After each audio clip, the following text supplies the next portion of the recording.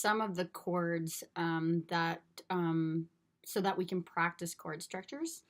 And when it comes to playing the basic chords, we have our C. So I have a tutorial on the very basic 4 chords that are played in so many songs that allow us to then play a lot of songs, even if you're a pure beginner.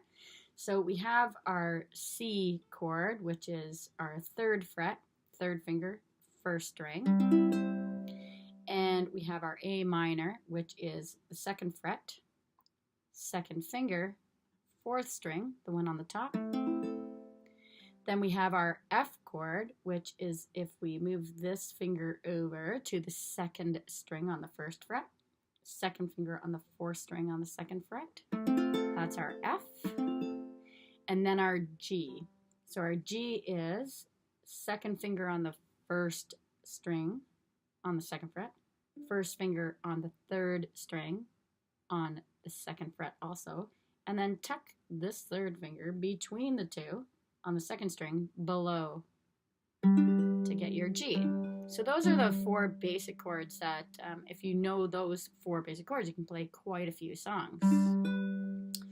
And so when it comes to practicing the chords, if you can practice the F chord and transition, see how I'm turning my wrist and my fingers to play just those 2 top strings for that G chord. So if you practice the transition between the F and just the 2 top strings of the G, which on a chord chart is an E minor 7. So if we play the F, G, just those 2 top strings, practice going back and forth from that F to just the 2 top strings. And the faster you get at that will help you then make the transition to the G. Because when I first started, I must say it took me almost 2 months to get comfortable going from the F position to the G position, because it seems so complex, right? But if you think of it in terms of, well, if I just take these 2 fingers for my F and twist and turn to get to these 2 fingers on that part of the G, then I simply just need to add my 3rd finger there to get the G note. So practice going back and forth and back and forth. Once you're comfortable moving back and forth, and as you can see, my fingers are nicely curled, so I can get nice pressure on my strings. My thumb is pushed in behind on the neck, and I transition to those 2 strings. And the faster you get at that, now just add in that 3rd finger. F, G, F, G. And so that might help you work on transitions, because transitions, first we have to learn the chords, then hopefully muscle memory takes over. The more you do it, the easier it gets to remember where to position your fingers. So if you practice that, you can start building up muscle memory so it becomes secondary to, you don't have to look and stare, which we do when we start, and don't feel ashamed of that at all. I mean, absolutely, this is brand new. This is a new instrument. We have to figure this whole thing out. So don't feel intimidated by it at all. We all have to start somewhere. We all took a first step at one time, and we likely fell over. So baby steps, literally. Don't be hard on yourself. And it does take practice. So we have our F to our G transition. So if you practice that and get faster at that. So that's one of the good ones to learn how to do. Also, a D minor is in a lot of songs as well. And so is a D. So let's do the D minor, because if you think of it as being connected to your F chord, so if we play our F chord and tuck your 3rd finger right behind your 2nd finger on the top string there, on the 4th string, if you tuck it right in behind, on the 2nd fret 3rd string, that's your D minor. And actually, if you like the song Jolene, Jolene, Jolene, it's simply taking that finger right off. So that is your F, D minor. So think of the connections you can make as you're learning chords. How can I connect that so that I can remember where my fingers are positioned better? So connect the F to the D minor because it's a simple finger that you add to that chord. Now, what about we have a G?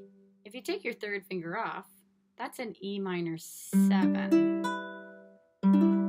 And what is, that sounds like a great chord. Well, that's in A Million Years, one of the tutorials that I have. And you could play an E minor this way, but as you can hear, we get almost the same sound. And this is a very difficult chord, even for me, to transition to. So sometimes it's choosing the chords that sound very close in getting the same sound, but making it easier to transition. And sometimes the chord sounds better too in the song. It just totally depends on the song. So we have our G, E minor 7 by taking that finger off. Now, to play a D, we need all 3 fingers. So our 1st, 2nd, and 3rd finger on the 2nd fret on the 2nd, 3rd, and 4th strings. That is our D, and we often see a D7. What's a D7? Well, we add our pinky to the C string here, the one that we play our C chord on. So that's a fun chord to play. So now that is in the same family. It's a D chord with a D7. Now, while you're learning a D7, sometimes a transition is to use the Hawaiian D7, which is, well, we know what our E minor 7 is on the 1st and 3rd string. Well, it kind of has a twin. If you jump over one set of strings, that's our cheater or our Hawaiian D7. So here we have our E minor 7, D7. Or a full D7, which is, again, your D chord with the 1st, 2nd, and 3rd fingers held down on the 2nd, 3rd, and 4th strings on the 2nd fret. And there's your D. So what other chords do we play? Well, we have our A minor, but what about our A major? So you have your F chord, which we play in a lot of songs. Move your 1st finger over to the next string, up on the 3rd string. That's an A major. It's also in the same family as an A minor, right? So our A minor is a single finger on the 4th string, 2nd fret, and just put your finger down on string 3, 1st fret for your A major. So A minor, A major. And I like to think of minor chords as sounding sad, sad, happy, sad, happy. So you can hear the difference in the chord. So if we have a C, then we have a D, 3 fingers, 2nd fret. We have our E minor 7. We have an F. We have a G. Then we have, it stops at G on the scale on a piano. So now we move to A. Then we have a B. Oh, that B chord sounds great in so many songs, including A Million Dreams. And it's a bit of a toughie. And this is where we start looking at barring chords. So we when we bar something, it just means to put your finger down on more than one string. So we're used to putting that finger down on a single string for our chord. But how do you push down on these two strings and those strings? Well, it starts to getting complicated on how your fingers are going to work together to push the strings down for that sound. So this is where we can bar our chords. So you could, for a B chord, bar the whole second fret. So what does that sound like? And you need to put pressure with your thumb in behind. So I'm going to push down on all of those. But that's not a B chord. To get a B, you need two more strings held down. So that's our third finger, third fret, fourth finger, fourth fret, with that held down. Now you can use your whole finger, or you can use partial part of your finger. So I'm just going to use the pad here of the top of my index finger, and I'm going to push down on only those two strings. So first and second string on the second fret. Then I'm going to curl my second finger over to the third string, third fret, and my fourth finger, curl it over to the fourth string, fourth fret. And I get the same sound whether I use those finger positions or bar the whole thing, press the whole thing down, and add the third and fourth fingers. Again, I need to trim my nails to get the right sound here. So the trick is how much easier is it going to be to transition from this to another chord or barring it to another chord? So that's where you can choose how your fingers are pressed down on those chords in order to get that sound. So our B chord is barring or pressing down on two strings, more than one string at a time. Second fret, first and second string. Third fret, third string. Fourth fret, fourth string. And there's our B. And again, I'm not getting enough pressure on there to get a clear sound. So that's another thing. Got to trim my nails in order to get enough pressure on those strings to push them down to get the proper sound. So those are some of the chords that we have. Again, I figure out ways to practice transitions from string to string, from chord to chord. So in our Million Dreams song, we have a G and we jump up to a D. So what you do when you're learning chords and you're trying to figure out transitions, don't try to go through the whole song all at once.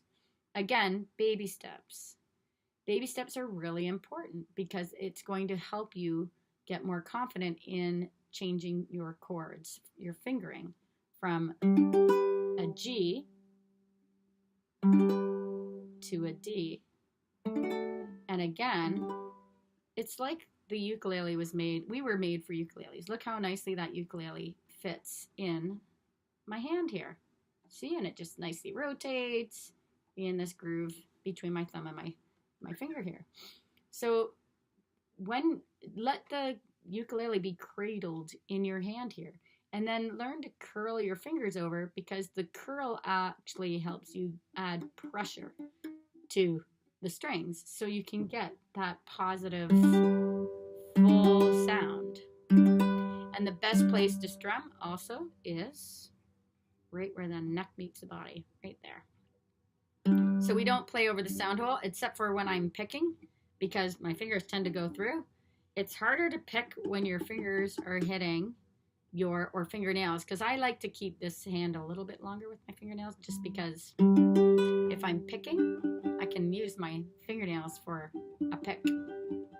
You can buy picks that you actually put on your fingers, but then they're hitting the fretboard. So that's where I finger pick over the hole, and then I strum here. And the reason why you strum where the neck meets the body is because that's the dead center of your strings on your entire ukulele. So if you were to measure from here to here to here, well, that's dead center. So that means when we take a look at an elastic band, where's going to be the most stretch, the most flexibility? And when you ping that, that's where it's going to vibrate from the most, is in that So it's kind of scientific in a way. And so that's where you get the nicest sound from, is right in the middle. So I could pick here. I don't get quite the same sound. It gets tinny down here. Ooh, nice full sound, isn't it? So that's your best place to strum. So when you're buying a ukulele, this is where I like to try them out.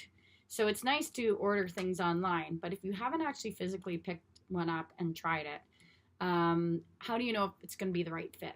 Also, fingers. Do you have fat fingers? And fat just meaning thicker. Maybe you work in construction. Maybe you just naturally have thicker fingers. I just happen to have like kid-size hands. So I can play a soprano ukulele with very little space between the fret markers here. But some people can't. And so you want to find a ukulele that fits so you're not struggling to get your fingers on the fret markers here that line up with your chord structure. So if it's too tight, then it's going to be hard for you to play and you might get really frustrated. So your best bet is to pick a ukulele that fits both your fingers and positioning. So try a few chords. One of the best ones to try, you can try the G, but that D chord, right, or that D minor, if you can't fit your fingers in there, then that could be an issue, right? So it might be hard for you to play some of those chords where the notes are tightly positioned together. So make sure it fits. Also, my elbow fits nicely in here.